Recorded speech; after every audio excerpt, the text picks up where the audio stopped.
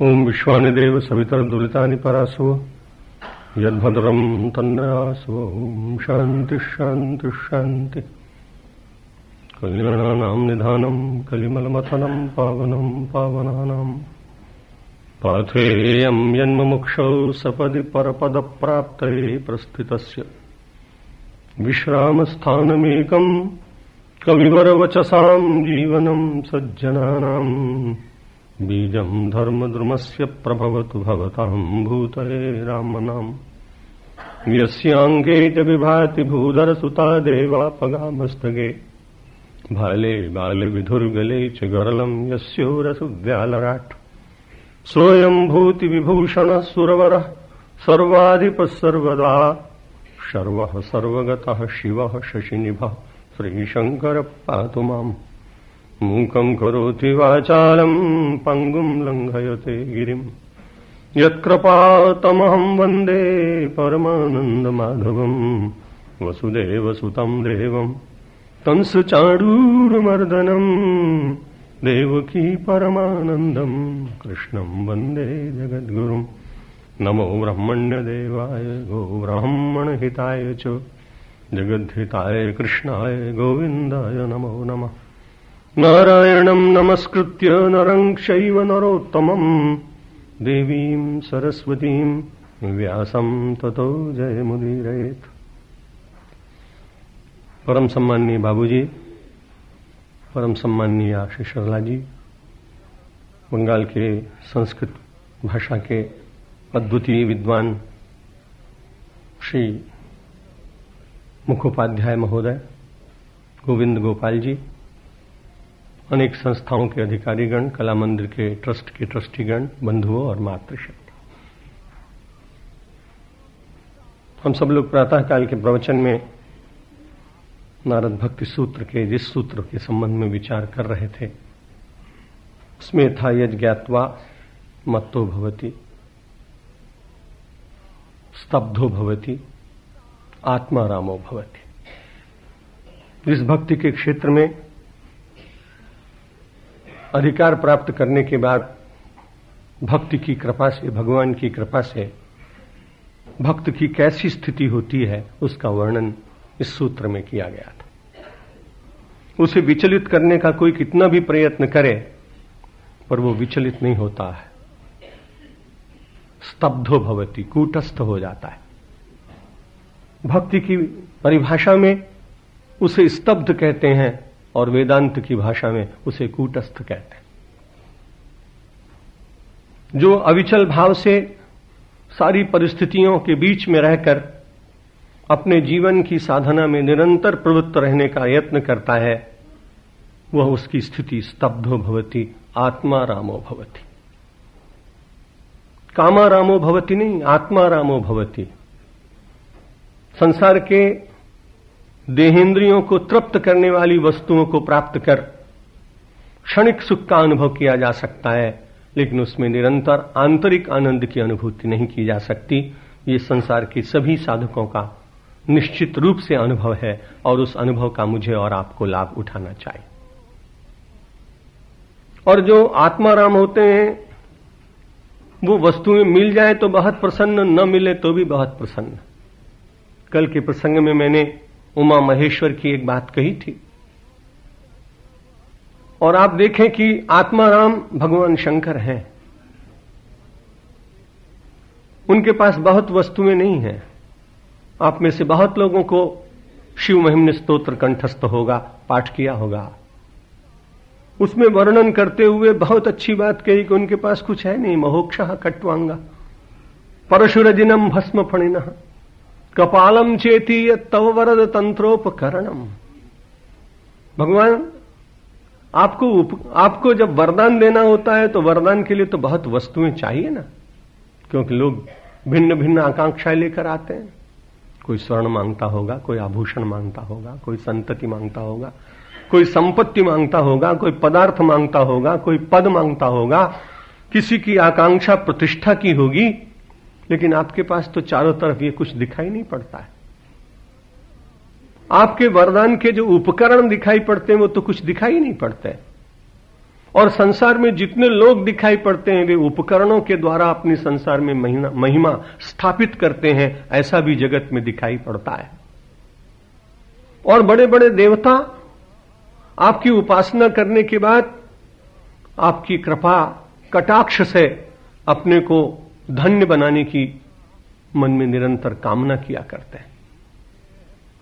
आपके पास वही पुराना नादिया है, वही भस्म है, वही गुफा है, वही व्याघ्र चर्म है, वही कमंडलु है, वही सारे सर्पदेव हैं। लेकिन एक बात समझ में नहीं आती है कि जब सारे देवताओं की इतनी विभूतियां हैं और आपके पास कुछ नहीं है, तब आप इतने आनंदित कैसे रह पाते हैं? भगवान शंकर जहां ज्ञान सम्राट हैं, वहीं भगवान शंकर भक्ति के भी आचार्य। इसलिए उनको ऐसा लगा कि देवर्षि नारद के सूत्र का किसी को दर्शन करना हो तो शंकर भगवान में करना चाहिए। आत्मा रामो भवति। अंतिम पंक्ति में पुष्पदंताचार्य ने कहा कि भगवान शंकर के जीवन की ये परम संतुष्टि का अवलोकन इसलिए होता है, नहि स्वात्मा रामम विषय मृग तृष्णा भ्रमयति। जिसने आत्मा का आनंद प्राप्त किया है, उसे संसार की विषय मृग तृष्णा अपनी ओर खींच नहीं पाती। पुराने संतों ने ऐसे आत्माराम महापुरुषों का वर्णन किया।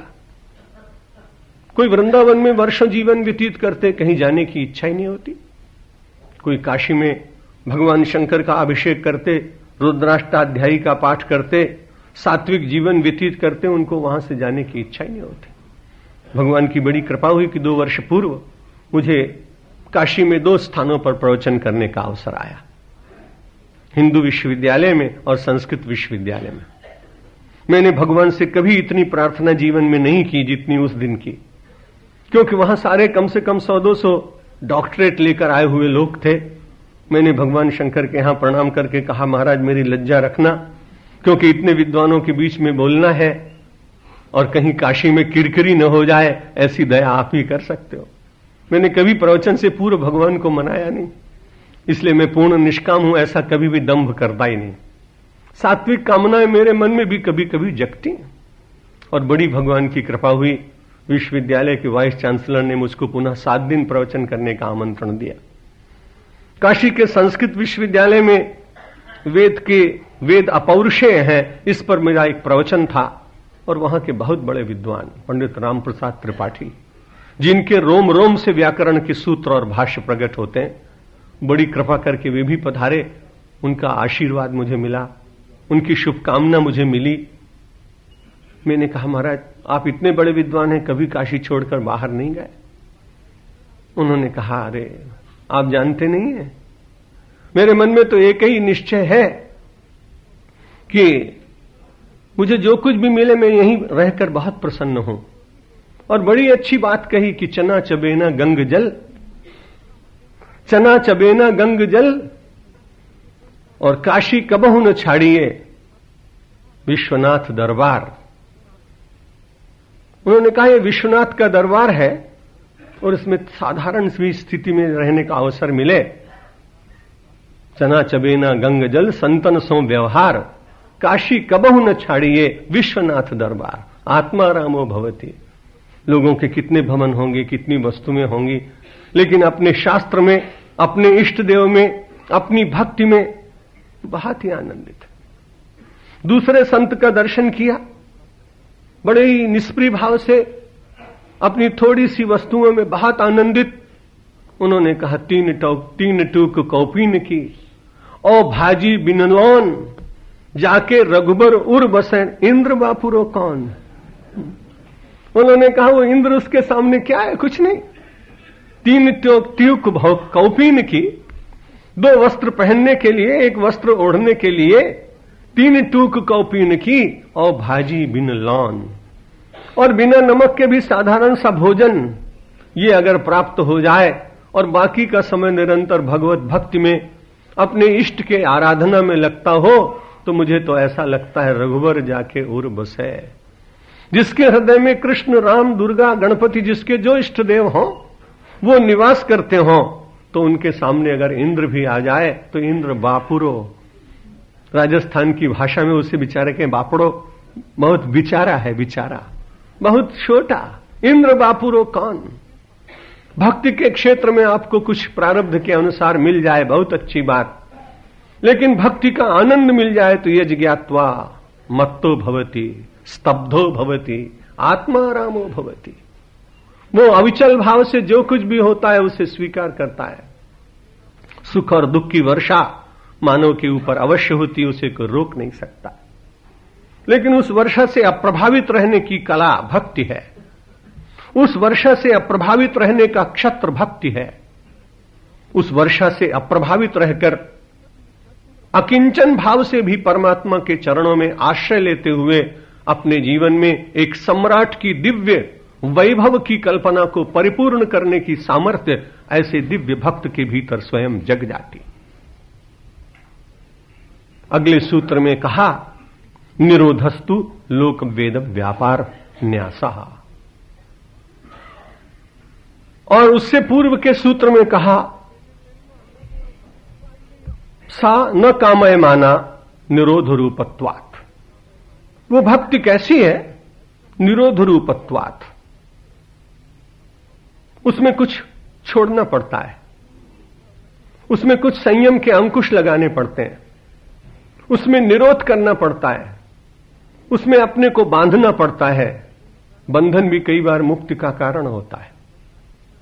भारतीय संस्कृति संपूर्ण रूप से मुक्ति की ओर व्यक्ति को ले जाती है और यही उसकी विशेषता भी है, लेकिन स्वेच्छा अपने ऊपर संयम के अंकुश, साधना के नियम, कुछ गुरुपदिष्ट मार्ग पर चलने के लिए, आत्म संयम के लिए बंधन जो स्वयं स्वीकार किए जाते हैं वे तपश्चर्या होते हैं। सा न कामय माना, वो भक्ति कामना में नहीं, भक्ति कामनी नहीं है। भक्ति में मानव की लौकिक कामनाओं को अपने आप ही धीरे धीरे समाप्त करने की क्षमता भी जागती है और समाप्त करने का विचार भी जागता है। वो निरोध रूप में है, जहां व्यक्ति अपने आप ही कुछ नियमों को स्वीकार करता है। कुछ लोग आजकल आधुनिक युग में कहते हैं कि धर्म के बंधन, ये नियम, ये सब क्यों स्वीकार करने चाहिए, लेकिन प्रकृति का जो सबसे बड़े हम सब लोगों को प्राणदाते सूर्य है, वो कभी ऐसा नहीं मानते। वो भी यदि आधुनिक हो जाए तो कभी मन में विचार करें कि कभी 8 बजे उदित होंगे, कभी 9 बजे उदित होंगे। हमें कोई किसी से सैलरी थोड़ी लेनी है कि हमें अटेंडेंस अपनी भरानी है किसी रजिस्टर में। अगर सूर्य भगवान ऐसा सोचें तो क्या सोच नहीं सकते? चंद्रमा यदि ऐसा विचार करे तो नहीं कर सकता है क्या? लेकिन हमारे ये संस्कृति के निरंतर प्रकाश स्वरूप सविता भगवान सूर्य ने स्वयं ही अपने ऊपर बंधन, स्वयं ही अपने ऊपर निरोध स्वीकार किया और बिल्कुल समय पर और बड़ा सम्मान किया मानव का। मुझे तो ऐसा लगता है कि हमारे सब देवताओं ने मानव की बड़ी महिमा बना, बहुत स्वीकार की। काशी में बैठा हुआ व्यक्ति पंचांग में लिख देता है कि सोमवार के दिन 6:36 पर सूर्य उदित होंगे, तो भगवान सूर्य को लगता है इस ज्योतिषी की लाज रखनी चाहिए और 6:36 पर ही उदित होते हैं। मानव की इतनी महिमा कहीं भगवान कृष्ण स्वीकार करते हैं तो कहते हैं मां शुचा शोक मत करो। वो कह सकते हैं कि मैं तुम्हें शोक मुक्त कर रहा हूं, लेकिन कल आपने श्रवण किया था मानव के भीतर वो शक्ति रहे कि मैं भी कुछ कर सकता हूं, क्योंकि मैं ईश्वर का अंश हूं। इसलिए भगवान कहते हैं मैं तो तुम्हें केवल इतना ही करूंगा, अहम त्वा सर्व पापेभ्यो मोक्षयिष्यामि, मैं तुमको सर्व पापों से मुक्त कर दूंगा, लेकिन शोक मुक्त होने का कार्य तुमको स्वयं करना पड़ेगा। इस प्रकार के दिव्य अधिकार को लेकर हम सब लोग संसार में आए और ये भक्ति हम सबको अप्रत्यक्ष रूप से संदेश देती है, अपने आप ही कुछ नियम बनाइए। अपने जीवन में जिन वस्तुओं के अनुरोध पर आपको जीवन कहीं व्यसनों की ओर जाता हुआ, प्रमाद की ओर जाता हुआ, नास्तिकता की ओर जाता हुआ, अव्यवस्था की ओर जाता हुआ दिखाई पड़े, वहां अपने मन के अनुरोध को स्वीकार न कर भक्ति के द्वारा प्रेरित निरोध को स्वीकार करने का यत्न करना चाहिए। निरोधस्तु लोक वेद व्यापार न्यासः। अग्रिम सूत्र में कहा कि लोक और वेद के व्यापार का मतलब व्यवहार, चेष्टा, क्रिया। इस व्यवहार, क्रिया और चेष्टा के द्वारा हम लोक में भी रहते हैं और वेद में भी रहते हैं। जब आप बाजार में होते हैं तब आप लोक में होते हैं, जब आप व्यवसाय में होते हैं तब आप लोक में होते हैं, जब आप अपनी पारिवारिक उत्तरदायित्वों को पूर्ण कर रहे होते हैं तब आप लोक में होते हैं। एक सन्यासी समाज की सेवा में प्रवृत्त होता है तब वो लोक में होता है। लेकिन जब आपके भीतर आध्यात्मिक क्षण जागते हैं तो वे वेद के होते हैं, क्योंकि वे ज्ञान की ओर आपको ले जाते हैं। और ये सारा लोक का व्यवहार जब आप वेद की अवस्था में होते हैं, ज्ञान की अवस्था में होते हैं, परमेश्वर की ओर प्रस्थित होने का प्रयत्न करते हैं, उस समय ये लोक का व्यापार कितना भी सत्य क्यों ना हो, लेकिन उन क्षणों में आपके भीतर की प्रज्ञा आपको एक बात ये भी कहती है कि संसार में जो कुछ भी है यह दृष्टम तन्नष्टम इति श्रुति। जो कुछ भी चर्म चक्षुओं के द्वारा दिखाई पड़ रहा है, एक न एक दिन कितना भी कोई प्रयत्न करे वो उसे रख नहीं सकता है, क्योंकि सृष्टि में क्षरण होगा ही। परमात्मा अव्यय है, जगत अव्यय नहीं। जगत तो व्ययशील है, क्षरण युक्त है, नित्य परिवर्तन उसमें हो रहा है। इसलिए लोक और वेद इन दोनों की ही चेष्टाओं को भक्ति के क्षेत्र में कहते हैं न्यासः, समर्पण कर देना। न्यास की बड़ी महिमा है, कर्मकांड में भी न्यास की बहुत महिमा है। आप में से जो अच्छे पंडितों के द्वारा पूजा कराते हैं तो सबसे पहले वो न्यास कराते हैं, हृदय न्यास, करन न्यास, अंग न्यास, और उसके बाद भी मंत्र का जप किया जाता है। और न्यास का दूसरा अर्थ भी होता है प्रतिक्षेपण, कहीं डालना, किसी को दे देना, छोड़ना। इसलिए न्यास के साथ में सन्यास जब कहते हैं तो उसमें सम्यक रूप से सन्यास लेते समय जब बिरजा होम कराया जाता है तब विद्वान ब्राह्मण हमसे कहलाते हैं सर्वम न्यस्तम मया, लोकेशणा यातु, वित्तेषणा यातु, पुत्रेषणा यातु, सर्वम न्यस्तम मया। यह संकल्प कराया जाता है सन्यासी से कि मेरे मन से लोकेशणा चली जाए, मेरे मन से वित्तेषणा समाप्त हो जाए। सन्यासी की पुत्रेषणा का अर्थ है शिष्येषणा, उसके मन में से शिष्य की इच्छा समाप्त हो जाए। बाद में लोग बहुत बड़े शिष्यों का समुदाय एकत्रित करते हैं और कई बार अपनी इच्छा न होने पर भी आध्यात्मिक दृष्टि से संगठन खड़ा हो और समाज में संस्कारी लोगों की संख्या बढ़े, इसलिए कभी कभी शिष्य बनाना यह अनुचित बात नहीं है, लेकिन उसके अंतर्मन की यह इच्छा नहीं होनी चाहिए। सर्वम न्यस्तम मया, वो कहता है मैंने सब कुछ छोड़ दिया। लोक और वेद का व्यापार, बहुत अच्छी तरह से किसी व्यक्ति ने कोई अनुष्ठान किया, पर अनुष्ठान करने के बाद जो उसका फल है, अगर भक्त है उसे तो भगवान के चरणों में समर्पित करना चाहिए। और भगवान के चरणों में समर्पित कर देने के बाद लाभ बड़ा है कि परमात्मा के पास कुछ अभाव नहीं। कई बार मैंने देखा है छोटे छोटे बच्चे अपनी मां के पास मिठाई लेके जाते हैं और कहते हैं मां तू खा ले। मां कहती बेटा मैंने तो बहुत मिठाई खाई है, तू ही खा, तुझे बहुत अच्छी लगेगी और तुझे खाता देखकर मुझे बड़ी प्रसन्नता होगी। ठीक इसी प्रकार यदि आपने भगवान को समर्पित किया तो भगवान कहेंगे मेरे पास कुछ कमी नहीं, तुम ही ले जाओ। लेकिन हमारी बड़ी कठिनाई, हम डर के मारे समर्पित करते ही नहीं, डर लगता है कहीं भगवान ले ना ले। अरे जिसके भंडार में कोई कमी नहीं वो लेके क्या करेगा। लेकिन हम अपने को इतना साहस आध्यात्मिक दृष्टि से जगाएं अपने भीतर कि हमारी प्रत्येक क्रिया परमात्मा को समर्पित हो। हमारे लोक के व्यवहार के बाद भी सफलताएं परमात्मा को समर्पित हो।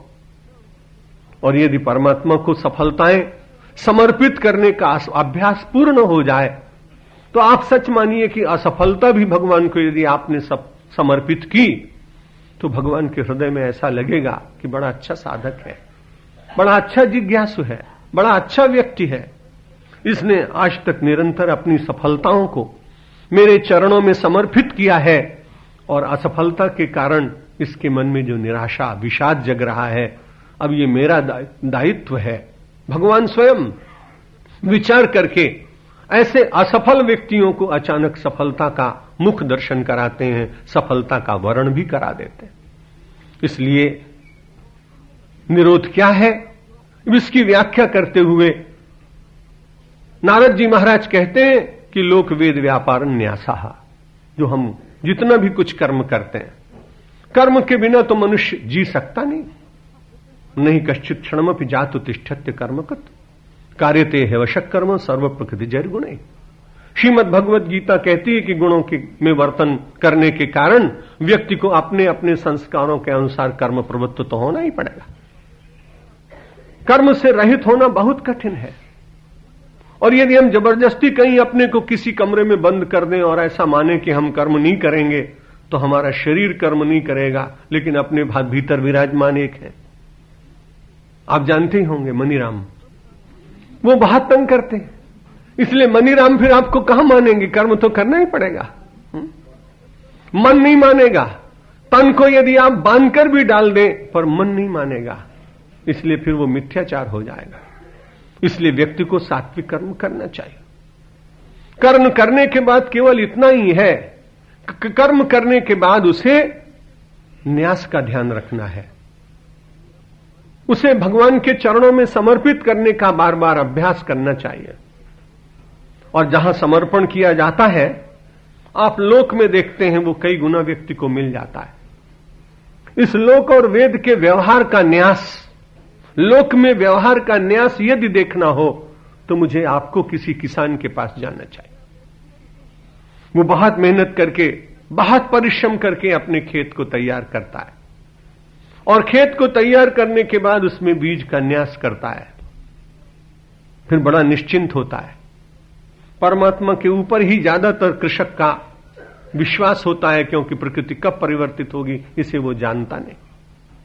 लेकिन उसके लौकिक इस न्यास को धरती माता बहुत प्रेम से स्वीकार करती, उसके परिश्रम का आदर करती है, उसके पौरुष का सम्मान करती है, और धैर्य धारण करने के कारण कुछ मास के बाद जब वो देखता है कि मैंने एक बीज का वपन किया था, एक बीज को न्यस्त किया था, एक बीज का न्यास किया था, लेकिन गेहूं की बाली में सैकड़ों बीज बनकर आते हैं।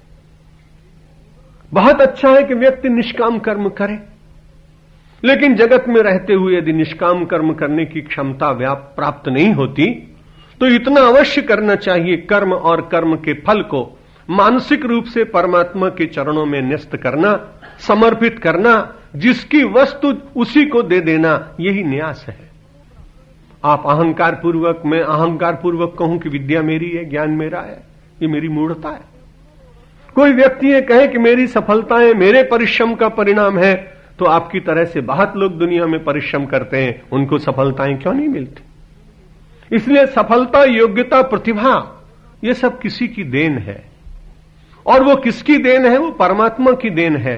इसलिए किसी की दी हुई वस्तु को उसी के चरणों में चढ़ा देने में कोई कठिनाई है क्या? और ऐसा यदि हम नहीं करते हैं तो कहीं न कहीं कृतज्ञता के दोष से हम मंडित होते हैं। परमात्मा की दी हुई प्रतिभा, परमात्मा के दिए हुए संपत्ति, परमात्मा के दिए हुए पदार्थ, परमात्मा के द्वारा दिया हुआ परिवार, यदि उसे मानसिक रूप से हम समर्पण करने का अभ्यास न करें तो धीरे धीरे हमारे भीतर कृतज्ञता बढ़ती चली जाएगी और कृतज्ञता का अभाव हो जाएगा। जब कृतज्ञता का अभाव हो जाएगा, कृतज्ञता अधिक हो जाएगी, तो परिणाम क्या होगा? शास्त्र कहते हैं कृतज्ञ नास्ति निष्कृति ही। कृतज्ञ व्यक्ति का कल्याण नहीं होता। इसलिए जिससे भी कुछ प्राप्त किया है उसके प्रति हमारे मन में धन्यवाद का भाव होना ही चाहिए। निरोधस्तु लोक वेद व्यापार न्यासः। इसलिए आध्यात्मिक दृष्टि से पूजा में सफलता मिली तो भगवान के चरणों में समर्पित, और लौकिक दृष्टि से सफलता मिली तो परमात्मा के चरणों में उसे मानसिक रूप से समर्पित करने का अभ्यास। ये निरंतर व्यक्ति करता जाए तो भक्तों के इतिहास में ये पढ़ने को मिलता है कि उन्हें सफलताएं बार बार और अधिक मिलती चली जाती हैं, और कभी जीवन में असफलता मिल जाए तो उसका उत्साह नहीं टूटता है। प्रातः काल मैंने कहा था नोत्साही भवति, एक सूत्र में कहा गया, उसका उत्साह भंग नहीं होता है। वो एक बार नहीं फिर दूसरी बार साधना करता है और निश्चित रूप से उसे सफलता मिल जाती है। कई ऐसे साधक हैं जो धैर्य खो बैठते हैं और धैर्य खो बैठने के बाद किसी दूसरे साधक को देखकर उसकी साधना का अनुकरण करने का यत्न करते हैं। परिणामतः पूर्व की साधना का काल तो व्यर्थ चला ही जाता है और नवीन साधना में प्रवृत्त होते समय उतनी शक्ति और उतनी श्रद्धा जग पाएगी, ये कहना बहुत कठिन है। राजस्थान में कई स्थानों पर जल का अभाव होता है। वहां मुझे एक महात्मा मिले थे, वो लकड़ी लेकर चलते थे और जहां वो लकड़ी हिलती थी वो निर्देश करते थे कि यहां पानी जरूर मिलेगा, और लोग खोदते थे। कई बार सफलताएं मिल जाती थी और 2-4 बार नहीं भी मिलती थी। उधर से एक दूसरे महात्मा जा रहे थे, उन्होंने कहा कि मंत्र तंत्र ठीक है, लेकिन मेरा तो विश्वास ये है कि यदि तुम एक ही स्थान पर जितना 12 स्थानों पर प्रयत्न करने का प्रयत्न करोगे, उसकी अपेक्षा एक ही स्थान पर यदि बारंबार उत्खनन करो तो निश्चित रूप से तुम्हें जल की प्राप्ति हो जाएगी। साधना के क्षेत्र में भी लगभग ऐसा ही है। अपनी साधना के प्रति जरा भी अविश्वास हो और दूसरे की उन्नति को देखकर उस नूतन साधना को ग्रहण करने का प्रयत्न करे तो उसके बाद उसका बहुत समय, उसकी बहुत ऊर्जा, उसकी बहुत शक्ति व्यर्थ चली जाती है। और यदि अपनी सफलता और असफलता दोनों का न्यास परमात्मा के चरणों में करता चले, समर्पण का ये भाव उसके मन में निरंतर जागृत बना रहे, तो निश्चित रूप से उसकी आंतरिक ज्योति जगती है और आंतरिक ऊर्जा की सहायता से उसे बहुत बल प्राप्त होता है। जितनी भी भक्ति की साधनाएं हैं वो भगवान को प्रसन्न करने के लिए तो है ही, लेकिन भगवान की प्रसन्नता तो इसमें होती है कि जब उसका जीव, उसका भक्त प्रसन्न होता है। भगवान अपने भक्तों को बहुत प्रसन्न देखना चाहते हैं। आप भी अपने परिवार में अपने पुत्रों को, संतति को प्रसन्न देखकर आप बड़े प्रसन्न होते हैं। छोटे से बालक की भाषा आपको समझ में नहीं आती, लेकिन जब वो धीरे धीरे चलना प्रारंभ करता और तुतलाता है और उस तोतली बोली में आपको संबोधित करता है तो आपको बहुत अच्छा लगता है। आपका वात्सल्य उमड़ पड़ता है, आप उसे अपने अंक में उठाकर और उसे बहुत आशीष प्रदान करते हैं। भगवान के सामने भी प्रांजल भाषा में अपने मन के भावों को कोई प्रकट कर सके, बहुत अच्छी बात है। स्तोत्र बोले, बड़ी अच्छी बात है। संस्कृत का विद्वान हो, ये बहुत श्रेष्ठ बात है। लेकिन भगवान ने तो बड़ी कृपा की, समाज के सामने एक बहुत बड़ा प्रमाण उपस्थित किया। यदि भगवान आदि शंकराचार्य के स्तोत्र भगवान शंकराचार्य को प्रसन्न करते हैं तो राजस्थान में उत्पन्न हुआ एक बड़ा सामान्य सा साधु, एक बड़ी छोटी सी जाति में लोगों के पैरों को ढकने के लिए जूते बनाने का काम करने वाला वह रविदास, उसकी भाषा बहुत प्रांजल नहीं, वो तो केवल इतनी अनन्यता का उसके मन में बोध है कि प्रभु जी तुम चंदन हम पानी, मेरा और आपका संबंध तो ऐसा ही है। और वो गाते गाते भगवान को प्रसन्न कर लेता है। समर्पण भाषा में नहीं, समर्पण भाव में होता है। समर्पण शब्दों में नहीं, समर्पण मानव की आंतरिक वृत्ति में होता है। और जब वो समर्पण जितना गहरा होता है, जितनी उसमें पीड़ा होती है, जितना वो विरह और व्याकुलता में समर्पण का भाव जगता है, उतना ही परमात्मा का सिंहासन हिलता है। परमात्मा अपने वैभव का विस्मरण कर ऐसे भक्त के पास जैसी उसकी इच्छा हो वैसा ही दौड़कर चले आते हैं। पंजाब में एक भक्त हुआ है, उसका नाम था धन्ना जाट। अपने पशुओं को चराने जाया करता था। गुरु ने यह कह दिया था कि जो कुछ मिले उसे समर्पित कर दिया करना भगवान को। उसने शायद नारद सूत्रों को न्यास के रूप में नहीं कभी श्रवण किया होगा, लेकिन जब वो अपने पशुओं को चराने के लिए जाता तो अपने बाजरे की रोटी और उस पर रखा हुआ छोटा सा गुड़ का भाग और मक्खन भगवान के सामने रख देता। एक दिन बीत गया, उन्होंने कहा, मेरे गुरु ने कहा था वो ग्रहण करेंगे। एक दिन बीत गया, 2 दिन बीत गया, 3 दिन बीत गए। लोग गांव के पूछते, खुद खाता नहीं है, ले जाता है और खाता नहीं है, हमने देखा कि तेरी रोटी तो वहां रखी हुई थी। वो अपने मन की भाव, अपने मन की वेदना किसी को कहता नहीं। भगवान को तो कितने अच्छे अच्छे भोग लोग लगाते थे। कई दिन बीत गए, आज तो बहुत ही व्यथित है। पिपासा और क्षुधार्त होकर भगवान के सामने कहता है कि आप आते क्यों नहीं? या तो मेरे गुरु ने मुझसे झूठ कहा और या मेरी साधना में कोई कमी है, इसलिए इनमें से आप मुझे बता तो दीजिए कि कहीं कमी है तो मैं उसे ठीक करूं, क्योंकि जब तक कोई कमी बताई न जाए तब तक उसे सुधारेगा कैसे कोई व्यक्ति। आज तो उसने बहुत हठ किया है, घर गया ही नहीं, मध्यरात्रि हो गई, निशीथ वेला आ गई, विश्व सो गया, नक्षत्र जग रहे हैं, चंद्रिका छिटक रही है। ऐसे नीरव वातावरण में प्रभु ने कहा, नहीं ऐसा कुछ नहीं था। जब तुम्हारी व्याकुलता इतनी सीमा को छू गई आज, तो मुझे दौड़कर तुम्हारे पास आना पड़ा। और व्याकुलता जब सीमा पर पहुंचती है तो एक लाभ होता है, वासना अपने आप गलित हो जाती है। व्याकुलता की सीमा में वासना के गलित होते ही परमात्मा के दर्शन, परमात्मा की ज्योति, परमात्मा का प्रकाश, परमात्मा के दिव्य स्वरूप का अनुभव व्यक्ति को अपने आप होने लगता है। भक्ति के आचार्य देवर्षि नारद ने कहा, इसीलिए आप लोक में हो या आप वेद में हो।